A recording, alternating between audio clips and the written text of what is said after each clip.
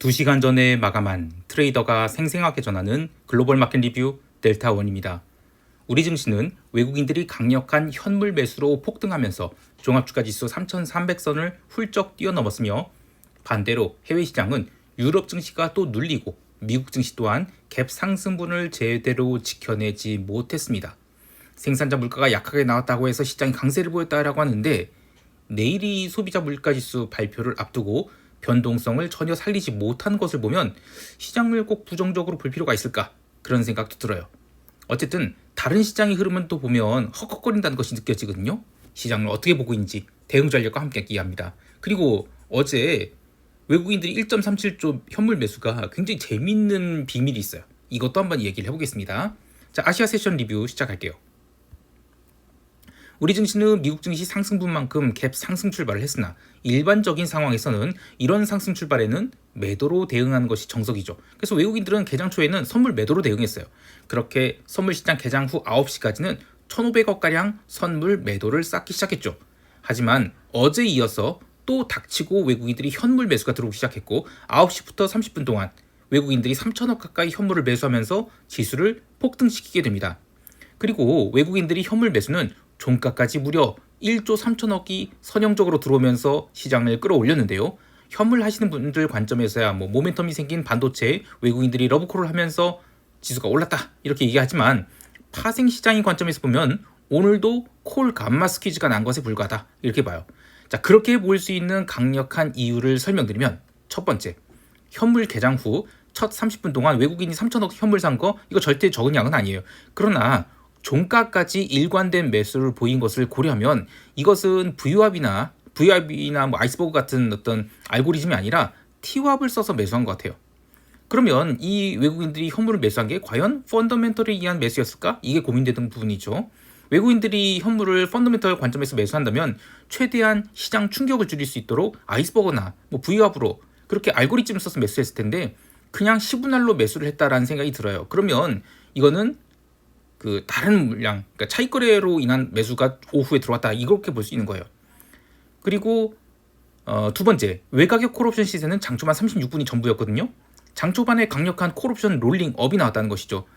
그리고 장초반 36분 이후의 선물이 고점에서 2포인트가 눌렸어요. 그리고 선물은 다시 작은 반등해서 오후 2시 20분에는 오전의 고점을 다 넘기고도 451.10포인트까지 갔거든요. 그런데 콜 옵션이 한번 제대로 감마가 폭발해버린 그 옵션들은 오전에 9시 36분이 고점을 넘기지 못한 게 수두룩해요. 자, 그런데 어쨌든 한번 콜 옵션이 살아났기 때문에 선물도, 합성 선물 가격도 살아나 버렸죠. 그래서 만기 하루 앞두고 9월물 선물이 이론 베이시스 대비 무려 0.6포인트가 고평가가 됩니다. 이번 9월물 들어서 일중 프로그램 차익 매수 규모 중 가장 많은 2,300억이 들어왔는데, 3개월 내내 생각해보면 제가 시황에서 늘 이론 베이시스 대비 선물이 1.6포인트 또 1.8포인트 마이너스 저평가를 보였습니다. 맨날 저평가 얘기했죠. 그런데 이틀 남겨놓고 0.6포인트 고평가가 날 정도로 살아나 버렸으니 당연히 차익거래가 들어올 수밖에 없죠. 현물 매수 차익거래입니다. 선물은 비싸진 선물을 매도하고 현물을 사는 매수 차익거래예요. 그리고 이러한 프로그램 매수가 강하게 들어온 시각이 잘 보면 장 초반이 폭등기가 아니에요. 점심시간 이후부터죠. 그래서 오전 30분의 프로그램 매수 점유율이랑 점심시간 이후의 프로그램 매수 점유율을 비교해보면 오후의 점유율이 오전 30분보다 3배 이상 많아요. 그러니까 한마디로 오후장은 원래 정상적이라면 미국 시장처럼 이렇게 줄줄줄 흘러내려서 빠졌어야 되는데 그냥 차익거래를 버틴 겁니다. 자, 세 번째를 보면 9월과 12월 선물 롤오버가 여전히 기이할 정도로 롤오버 물량도 적고 스프레드도 눌려있다는 것입니다. 오늘 9월물 선물은 46,000계약 감소해서 마감때 94,000계약가량 남았는데, 보통 이제 옵션 만기 전일에 한 13만 계약 정도 미결이 남아있거든요. 그런데 지금 평소 대비 한 36,000계약 정도는 미결이 비어있는 겁니다.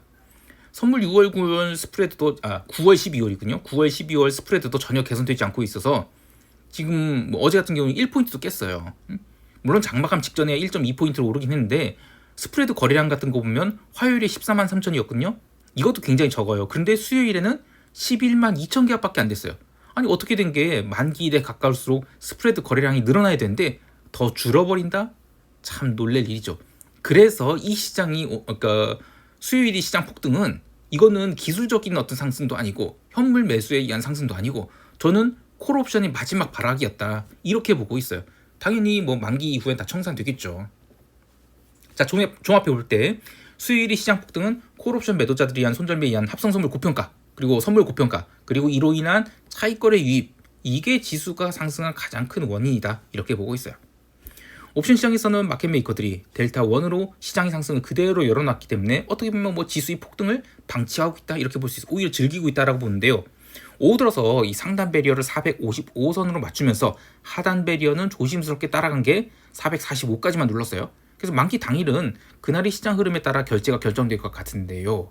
30분 정도는 또 오버슈팅 나올 수 있을 것 같아요. 그런데 오늘 것 같은 뭐 선형적 상승 기대하기는 어렵다라고 봐요. 고가권에서 지그재그 흐름 예상나고 있습니다. 지금 시장이 이틀 연속 콜간발을 터뜨리면서 폭등한지라 V코스피 지수가 다시 20포인트 위로 올라가 버렸어요. 기억하실지 모르겠지만 올해 5월과 6월 시장이 폭등할 때도 지수가 상승할 때 변동성도 상승하는 그런 일이 있었죠. 지금 그런 사이클로 들어간 게 아닌가 이렇게 희망 회로를 돌리시는 분들도 있겠지만 V코스피 지수 산출할 때 보면 옵션 만기가 가까운 비중이 종목이 급격히 낮아지고 차월물이 비중이 높여서 산출합니다.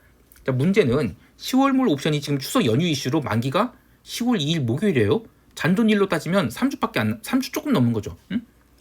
굉장히 짧은 옵션 만기입니다. 그럼에도 불구하고 V코스피 지수가 폭등했다? 이거는 10월물 콜옵션 갖고 매도를 쌓을 수 있는 굉장히 좋은 찬스가 시작되는 것이지 뭐 이후에 계속 시장이 뭐 상승할 것이다? 이건 좀 아니죠. 그러니까 달리 이야기하면 지수가 계속 상승한다 해도 콜옵션 매수로 이익 내려는 것은 이번 만기로는 마무리될 것이다. 이후에는 쉽지 않다. 이렇게 보고 있습니다. 아, 재미있는 거 하나 빼놨네요.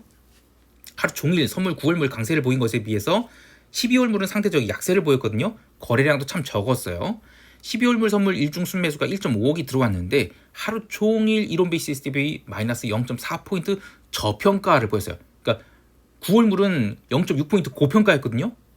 심지어 종가 마감 동시효과에는 외국인들이 선물을 잽싸게 처분하나 12월물 마감 동시효과에만 마이너스 1.2포인트가 급락했어요.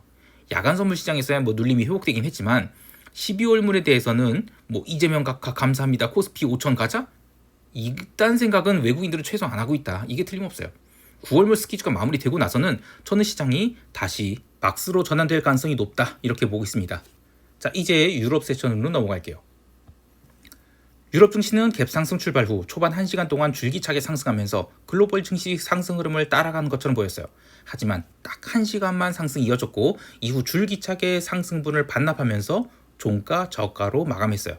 오전장이 눌림 이후 미국 PPI가 예상치보다 약하게 나오면서 미국 지수 선물이 반등할 때 유럽 지수도 조금 반등했긴 했지만 미국이 PPI가 어떻게 나오든 유럽이 반등한 것은 사실 의미가 없죠. 유럽 증시 하락에 대해서 뭐 특별한 뉴스 플로우는 없어요. 근데 라인메탈이 하락 추세선을 돌파하고 재차 신고가 갱신하러 가는 반면 그동안 반등했던 자동차주들이 굉장히 빠르게 꺾이고 있어요. 스텔란티스는 아예 연중 신저가 갱신을 목전에 두도록 내려와 버렸죠. 미국이 초강세와 달리 유럽은 정말 약한 거예요. 근데 그에 비하면 즉 유럽 증시가 약한 것에 비하면 유로화는 지나치게 강하다 이렇게 볼 수 있는데 이제 목요일에 20이 앞두고 있죠. 그러면 이제 통화시장도 제 방향 보여주지 않을까 싶어요. 채권시장은 오늘도 매우 조용했습니다. 밤 9시 반 그 PPI 발표와 함께 채권시장이 반짝 상승했지만 유럽 세션 마감 무렵에는 상승분을 단기물 위주로 다 반납을 해버렸습니다. 재미있는 것은 미국 장기 채권이 의외로 잘 버티고 있다는 것입니다. 이것을 놓고 미국 장기 채권이 다음 주에 있을 선물 옵션 동시 만기까지 스퀴즈를 줄 것이다 이런 이야기가 있는데 펀더멘털 관점에서 미국 단기 채권이 강세야 뭐 얼마든지 이해할 수 있죠. 근데 장기 채권이 강세는 좀 받아들이기가 어렵죠. 또 하나 재미있는 것은 지난달에 PPI가 0.9%에서 0.7%로 하향 조정됐죠. 그럼에도 이거 굉장히 높은 겁니다. 자, 그래서 8월 14일이 PPI를 나름 시장이 쇼크로 받아들였죠. 채권 시장이 8월 마지막 주까지 부러졌는데 그때만 해도 야 이거 뭐 금리 인하는 물건 무조건 금리 인하 해야 되겠지만 사실 할 수 있을까 뭐 이런 얘기 관세 이슈 나오면서 막 굉장히 분위기 안 좋았어요. 그런데 8월 22일 이후 잭슨 홀 연설에서 파월이 금리 인하를 할 수 있는 가능성을 살짝 내비쳤을 때 그 뒤로 투자자들이 야 무조건 금리 인하 해야 돼 할 거야 하면서 자기 최면을 거니까 그다음부터 채권 가격이 상승 전환했거든요. 그리고 그 이후에 계속 올라서 지금에 이르렀어요. 자, 그런데 정작 PPI가 마이너스로 나왔단 말이에요. 그런데 채권 시장이 더 이상 반응 안 하고 있어요. 이거는 이른바 많이 묵었다 이가 이런 게 아닐까 싶어요. 여하튼 내일 22도 있고 CPI 발표도 있죠. 사실 내일이 본 게임이에요. 근데 여하튼 채권 시장은 상대적으로 좀 반응이 약했다. 이게 핵심입니다. 채권 시장이 계속 쉬어가니까 채권 변동성 지수인 무브 인덱스는 80포인트 마저 깼고 연중 저점을 향해 움직이고 있는데, 자, CPI 마저 꺾인다 그러면 프레젠트 디제이트가 too late power 이렇게 얘기할까요? 자, 통화시장 보죠. 통화시장에서는 주요 메이저 통화들이 조용한 가운데 오지 달러가 계속 상승해서 연중 신고가를 갱신해 버렸습니다. 자, 올해 통화시장 트레이더들 굉장히 힘들어하는 게 긴 그림으로 보면 비추세가 연속되고 있기 때문이에요. 비추세의 가장 큰 원인은 달러의 신뢰에 대한 불확실성 때문인데, 전통적인 관점에서 잘 알려진 달러 스마일 이론 지금 완전히 망가지고 있죠.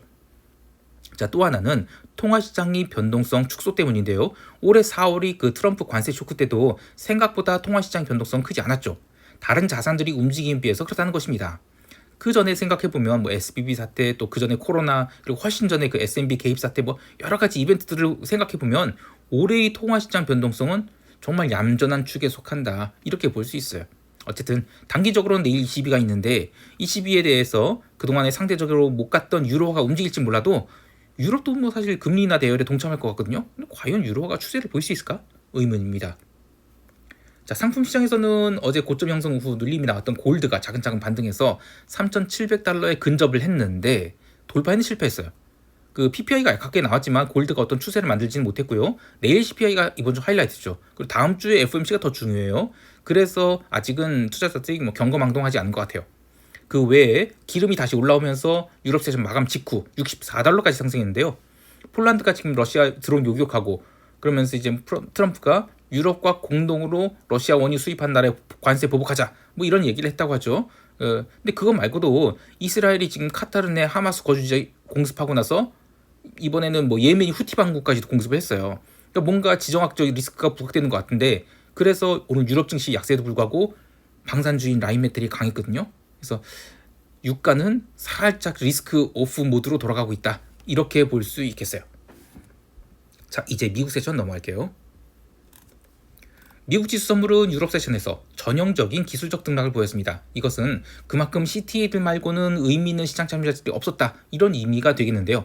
그렇게 꾸준히 상승해서 PPI 발표 앞둔 시점에서 역사적 고점권까지 올라왔는데, PPI가 예상보다 약하게 나오면서 나스닥 선물은 24,000포인트 빠져 넘어가게 됩니다. 이 프리마켓 호가도 굉장히 강하게 들어왔죠. 그래서 지수를 단단히 받쳤는데 본장 개장 후에는 차익 실현 매도 물량이 빠르게 나왔어요. 그래서 나스닥 선물을 15분 만에 100포인트를 밉니다. 사실 이쯤 눌림이 나오면 그냥 오전장 한 30분 눌리겠다라고 볼 수 있는데, 딱 15분만 눌리고 지수가 바로 반등해서 유럽 마감까지는 그냥 고가권에서 계속 머물렀어요. 그래서 이 시장 참여자들이 굉장히 스트레스 받는 게 추세가 안 나옵니다. 당연히 변동성이 낮으니까 그렇죠. 그런데 어쨌든 오늘은 시장이 지날수록 시장이 흘러내렸고요. 지수의 변동성은 오르지 않은 채 콜옵션만 살살 눌리면서 나스닥은 윗꼬리 음봉으로 마감하게 됩니다. 시장에서 있었던 가장 큰 이슈는 PPI 약세 그런 거 아니었다고 보고 오라클이 초강세가 화제였다라고 봐요. 전일 시간외 거래에서 두 자릿수 강세를 보이긴 했는데 오늘 시가 갭상승 30% 넘었고 이후 초반에 오버슈팅에는 40%까지 오르기도 했죠. 이게 무슨 개별 잡주가 아니고 나이스 시총 2위 종목이에요. 엄청난 거죠. 그리고 나이스 시총 1위 TSMC ADR도 연중 신고가 갱신했어요. 이렇게 반도체가 강하다 보니까 엔비디아도 사실상 61선 지지가 사후적으로 확인되면서 빠르게 올라왔습니다. 브로드컴도 장중에 출렁임이 있었지만 이틀간의 음봉 다 돌파하면서 10% 가까이 상승해서 역사적 신고가 갱신을 해버렸습니다. 반면 애플은 계속해서 아이폰 실망 매물이 쏟아지면서 마이너스 3%대 하락을 기록했는데요. 시장이 이런 흐름을 보면서 일부에서는 이거 AI 랠리가 마지막 슈팅 만들고 있다, 이런 얘기도 있고요. 또 한편에서는 금리 인하 기조가 확인되면 이게 랠리 초입이다, 이렇게 얘기하기도 해요. 자, 그러나 냉정하게 보면 시장이 쏠림이 극단을 향해 가고 있다라고 봐요. 오늘 나스닥 시총 상위 종목들의 움직임 보면 엔비디아, 브로드컴, 팔란티어 제외하고는 애플, 아마존, 메타, 심지어 코스트코까지 크게 얻어맞았어요. 이들이 보통 인덱스 매수가 들어올 때 QQQ 같은 거 매수 들어올 때 보면 얻어맞지 않거든요. 같이 올라요. 근데 이렇게 밀린 이유가 뭘까를 생각해 보면 옵션 만기를 앞두고 돈이 들어오는 속도가 줄어드는데 델타는 유지해야 되겠으니 이 네로니스가 증가하는 것이 원인이다, 이렇게 봐요. 이거는 결코 좋은 흐름이 아니죠. 시장에 미리 뭐 숏을 잡거나 할 필요는 없지만 이러한 랠리에 뭐 숟가락 얹는다? 이거는 좀 조심해야 될 것 같아요. 개별 종목 2개 더 보면 오늘 레딧이 8% 넘게 오르면서 상장 후 신고가 갱신, 올타임 하이 기록해버렸어요. AI 관련 주식이 상승 맥락과 일치한 움직임이라 보는데, 그런데 마이크로 스트래터지 오늘도 또 마이너스 0.63% 빠지면서 굉장히 위태로운 자리에서 지금 억지로 버티고 있거든요. 물론 이젠 그 가상자산 관련주는 인공지능과 관계 없다라고 할 수 있지만 지금 시장이 움직임이 막 무지성으로 뭐 QQQ 사고 TQQQ 사고 그런 장세가 아닌 것 같아요. 굉장히 압축적으로 움직이고 있다는 것은 긴장을 갖고 시장을 바라봐야 될 요소다, 이렇게 봅니다. 자, 마지막으로 변동성 선물은 장 초반 15.85포인트까지 밀리면서 연중 신저가 갱신을 했어요. 이후에 지수가 밀리면서 16포인트대로 올라오긴 했지만 장중 흐름을 보면 변동성 매수자들이 뭐 사라졌다라고 봐도 과언이 아닐 정도로 조용한 상태죠. 이런 상황에서 뭐 CPI가 어떻게 다가올지는 모르겠으나 마켓메이커들은 CPI 내용이 심각한 수준으로 올라갈 것이라 생각은 안 하는 것 같아요. 혹여 CPI가 강하게 나왔다? 그러면 미스터 프레지던트 DJT가 뭐라고 변명을 할지 궁금하긴 해요. 자, 이제 시장 총평하면서 대응 전략 이야기할게요. 우리 증시는 야간 선물에서 다시 450선을 넘겨서 마감했는데 이걸로 꼭지 찍었다 보진 않아요. 초반 10분에서 30분 정도는 추가 상승이 나올 수 있다, 이렇게 봅니다.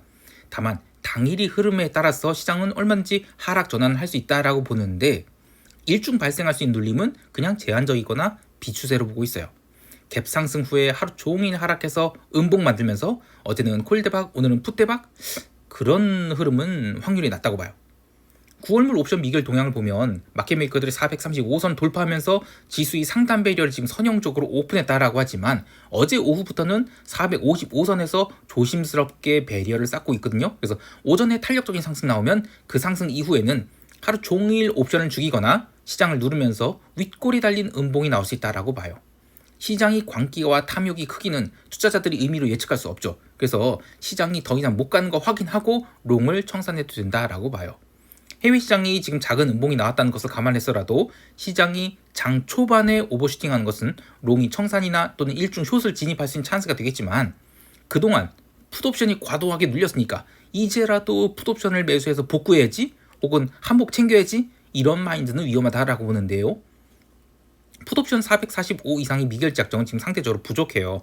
그래서 장 초반에 갭상승 출발에 445 이상의 풋옵션 미결이 빠르게 늘어나 버린다? 그러면 의미 있는 하락은 이들 미결들이 다 털리고 난 오후에나 나올 수 있고 오전에는 일중 조정이 나온다 하더라도 그냥 지그재그 형태의 차익 실현 그리고 간간히 나오는 숏스퀴즈, 이런 비추세장이 나올 수 있다라고 보고 풋옵션 매수를 밀어서는 안 될 것 같습니다.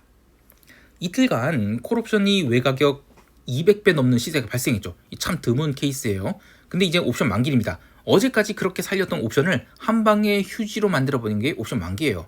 아니, 사실 하루 종일 가만히 있어도 200배 올랐던 콜옵션이 휴지가 될 수 있죠. 절대 무리하지 마시고 12월물 선물로 지금 롤오버가 어떻게 된지, 그리고 일중 외곽의 옵션 매수자들 흐름, 이런 거 잘 보면서 차라리 다음 10월물 장사를 만기도 짧은데 잘 셋업할 수 있기를 바랍니다. 자, 해외 시장에 대해서는 글로벌 증시가 지금 걱정의 벽을 꾸역꾸역 넘어서 상승 중이죠. 텔레그램에서 뭐 나름 유명한 주식관이라는 채널이 있는데 이름이 이 묻다방이에요.